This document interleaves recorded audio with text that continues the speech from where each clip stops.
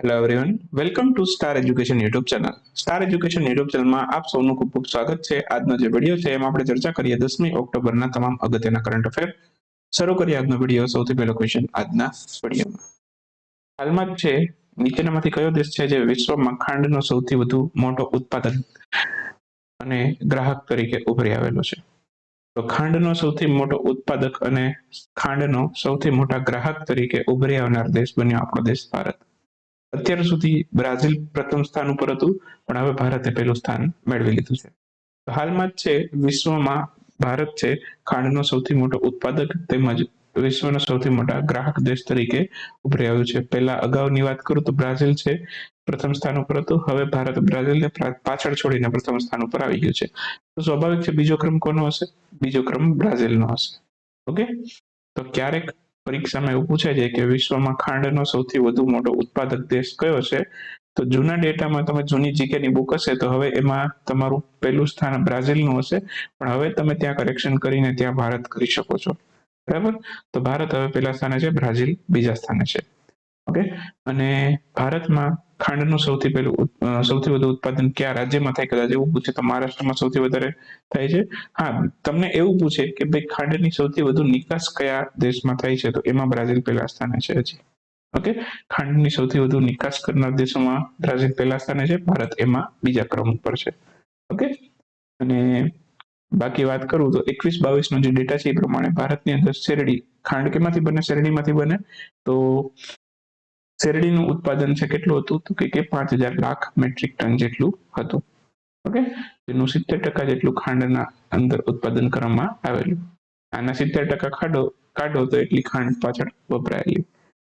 Central bureau of investigation દ્વારા નાણાકીય ગુનાઓમાં સંડોવાયેલા સાયબર ગુનાઓ સામે નીચેનામાંથી કયું ઓપરેશન હાથ ધરવામાં આવેલું છે? તો આ ઓપરેશનનું નામ છે ઓપરેશન ચક્ર. ઓપરેશન મેઘ ચક્ર નથી. ઓકે, ઓપરેશન ચક્ર છે. સેન્ટ્રલ બ્યુરો ઓફ ઇન્વેસ્ટિગેશન દ્વારા નાણાકીય ગુનામાં સંડોવાયેલા સાયબર ગુનેગારો છે એની સામે અથવા તો એને પકડવા માટે ઓકે જે ઓપરેશન હાથ ધરવામાં આવેલું એનું નામ છે ઓપરેશન ચક્ર. સેન્ટ્રલ બ્યુરો ઓફ ઇન્વેસ્ટિગેશન, આ ઓપરેશન કોણે શરૂ કર્યું એવું પૂછે તો CBI, central bureau of investigation.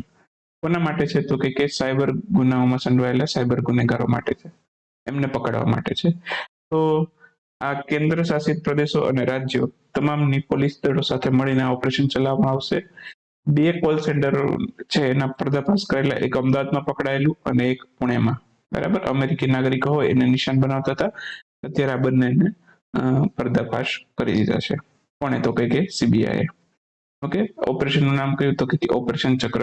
એક ઓપરેશન મેઘ ચક્ર પણ હતું, એ પણ સીબીઆઈ શરૂ કર્યું હતું. એ શેના માટે હતું? બાળ જાતીય શોષણની સામગ્રી છે એની વહેંચણી છે એને રોકવા માટે કરેલું હતું.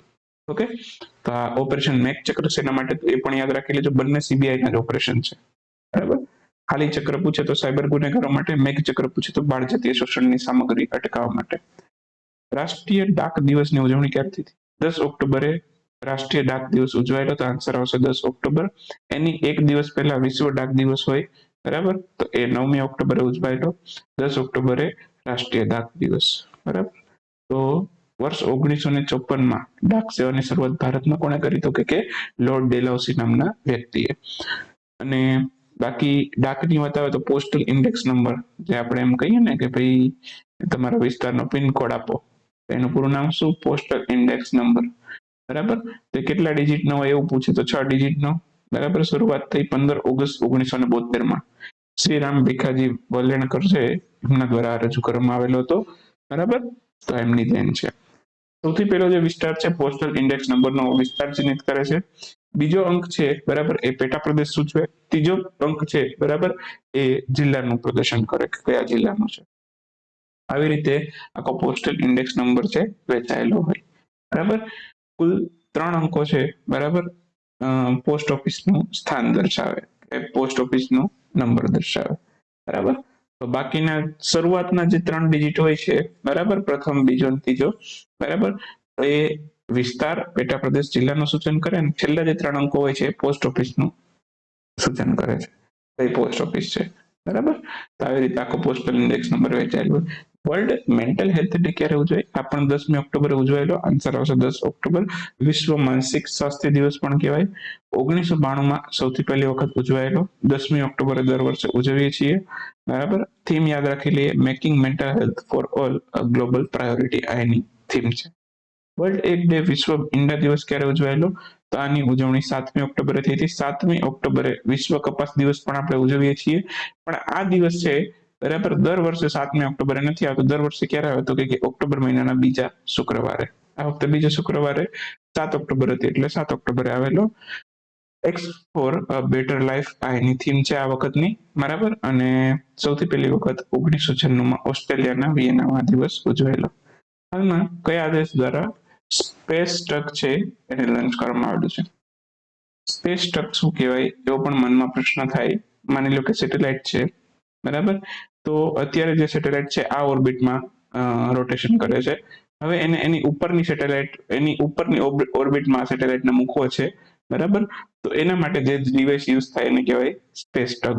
બરાબર.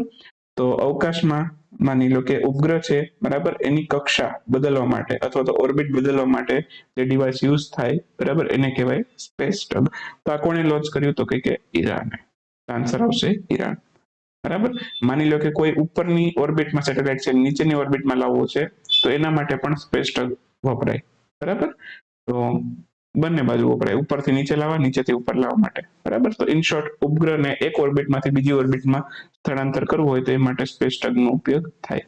ઈરાને લોન્ચ કર્યું હાલમાં. ઈરાન વિશે થોડીક વાર્તા કરી લઈએ. ઈરાન છે હમણાં જ એસીઓનો 9મો સભ્ય દેશ બન્યો. હાલમાં ખયામ નામનો એક સેટેલાઇટ પણ ઈરાને લોન્ચ કરેલો. ખાઈબર બસ્ટર નામની એક મિસાઇલ પણ ઈરાને લોન્ચ કરી દીધી. બરાબર. તો આટલું બધું ઈરાને કરી દીધું છે. પરીક્ષામાંથી કંઈ પણ આવી શકે છે. બરાબર. નેક્સ્ટ વાત કરી લઈએ હવે ક્વિક ન્યૂઝની. ક્વિક ન્યૂઝમાં સૌથી પહેલો ક્વેશ્ચન આજના વિડીયોમાં. સૌથી પહેલો ક્વેશ્ચન છે કે હાલમાં દેશના અથવા કયા દેશ અથવા તો કયા સંગઠન દ્વારા છે ઇલેક્ટ્રિક ગેજેટ્સ માટે સિંગલ ચાર્જર બનાવવાના પ્રસ્તાવને મંજૂરી આપી છે? જેટલા પણ ઇલેક્ટ્રોનિક્સ ગેજેટ છે, સેલફોન છે, ચાર્જર છે, બરાબર, એ માટે માત્ર એક જ ચાર્જર, તમામ ઇલેક્ટ્રોનિક્સ ડિવાઇસ છે, બરાબર, એના માટે એક જ ચાર્જરનો યુઝ કરવો, બરાબર, એવો એક પ્રસ્તાવ રજૂ કર્યો છે. એના મંજૂરી પણ આપી દીધી છે. કોણે આપી છે? યુરોપિયન સંઘે. બરાબર. અત્યારે તમે જુઓ, બરાબર, કે અમુક માની લો કે અલગ અલગ કંપનીના ફોન હોય. પહેલા તો બહુ એવું હતું. અત્યારે તો માની લો કે કાં તો યુએસબી હોય અથવા તો માઇક્રો યુએસબી હોય. બરાબર. પણ પહેલા કેવું હતું, દરેક કંપની પોતાના અલગ અલગ ચાર્જર્સ બહાર પાડતી હતી. બરાબર. તો માની લો કે તમારી પાસે કોઈ કંપનીનો ફોન હોય, સામેવાળા પાસે બીજી કંપનીનો ફોન હોય, તો તમે એકબીજાના ચાર્જર એક્સચેન્જ ના કરી શકો, તો બીજાના ફોનથી ચાર્જ ના કરી શકો. પણ હવે અત્યારે તો કેવો પ્રસ્તાવ લાવ્યો છે કે ભાઈ કોઈ પણ ઇલેક્ટ્રોનિક ગેજેટ, ફોન હોય કે લેપટોપ હોય, બધા ઇલેક્ટ્રોનિક્સ ગેજેટ હોય, બરાબર, એના માટે એક જ સિંગલ ચાર્જર બનાવવાના પ્રસ્તાવને મંજૂરી આપી દીધી છે. તો સ્વાભાવિક છે કે આનાથી જે ઈ વેસ્ટ છે, બરાબર, એમાં ઘટાડો થશે. બરાબર. માની લો કે અત્યારે ચાર્જર છે, તમારું ચાર્જર બગડી જાય, તમે ફેંકી દો, બરાબર, તો એ બધું કેમાં જાય? ઈ વેસ્ટમાં જાય. ખ્યાલ આવે છે? તો આને આ જે કરે છે એ કેના માટે છે? તો કે ઈ વેસ્ટમાં ઘટાડો કરવાના માટે. બરાબર. 2024 સુધીમાં અમલમાં આવી જશે. ઓકે. તો આવનારા દિવસોની અંદર તમે જોશો દરેક ડિવાઇસ માટે એક જ સિંગલ ચાર્જર. અત્યારે તમે જોશો ને તો એક સાવમીનું પ્રોડક્ટ છે, લગભગ તમે ફોન પણ એનાથી ચાર્જ કરી શકો છો અને એનાથી લેપટોપને પણ ચાર્જ કરી શકો. તો તમારું લેપટોપ છે યુએસબી ટાઈપ સી સપોર્ટ કરતું હોય તો. બરાબર.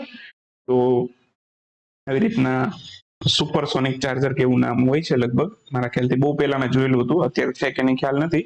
પણ આવી પ્રોડક્ટ અત્યારથી નીકળવા પણ માંડી છે. બરાબર. તો આવનારા દિવસોની અંદર તમે એવા દિવસો જોશો કે તમામ પ્રોડક્ટ માટે એક જ ચાર્જર હશે. નાનસિંગ રેફ્યુજી એવોર્ડ 2022 કોને સન્માનિત કરેલું છે? એન્જેલા માર્કેલને સન્માનિત કરેલું છે. બરાબર. જર્મનીના પૂર્વ ચાન્સેલર છે. બીજામાંથી કયો દેશ છે $500 બિલિયન ના ભાવિ મેગા સિટી નિયોમમાં આયોજિત માઉન્ટેન રિસોર્ટમાં 2029 એશિયન વિન્ટર ગેમ્સનું આયોજન કરશે? થોડુંક એકદમ શોર્ટમાં કહી દઉં. આ ક્વેશ્ચન કદાચ તમને ક્વેશ્ચન વાંચીને મગજમાં ના બેસે. એક તો આ દેશનું નામ પૂછેલું છે કે કયો દેશ છે કે જે $500 બિલિયન ખર્ચે એક સિટીનું નિર્માણ કરશે. બરાબર. ક્યાં કરશે? તો કે નિયોમમાં. બરાબર. આ સિટીનું નામ હશે નિયોમ. બરાબર. અને આ સિટી બનાવે જ કોણ? તો કે સાઉદી અરબ. નિયોમ નામનું એક મેગા સિટી બનાવે છે, બરાબર, અને આ સિટીનું નિર્માણ કોણ કરે છે તો કે સાઉદી અરબ. કેટલો ખર્ચો કરશે તો કે $500 બિલિયન. સિટીના નિર્માણ માટે કેટલો ખર્ચો કરવાનું છે સાઉદી અરબ? $500 બિલિયન. બહુ મોટો ખર્ચો કરે છે. અને ત્યાં હવે શું આયોજન થવાનું છે તો કે 2029ના એશિયન વિન્ટર ગેમ્સ. 2029ના એશિયન વિન્ટર ગેમ્સ, યાદ રાખજો, એશિયન વિન્ટર ગેમ્સ, બરાબર.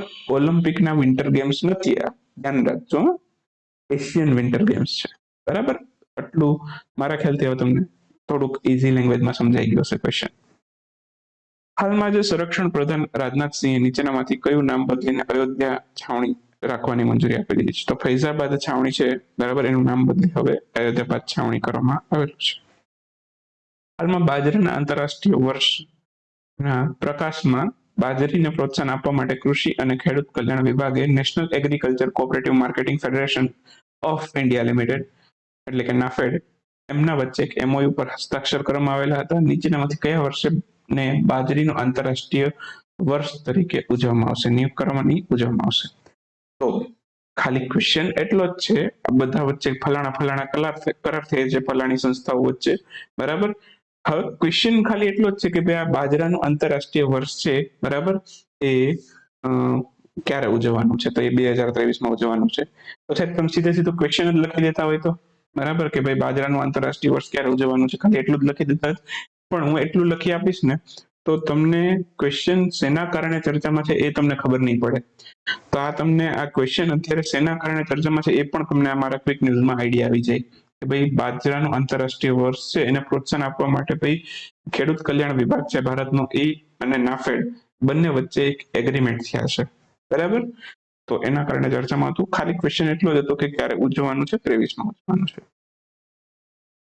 એના જેવો એક બીજો ક્વેશ્ચન છે, international financial service centre authority દ્વારા રચાયેલી સસ્ટેનેબલ ફાઇનાન્શિયલ પર નિષ્ણાંતોની એક સમિતિ, એનો અંતિમ અહેવાલ હાલમાં રજૂ થયો. આ સમિતિના અધ્યક્ષ કોણ હતા?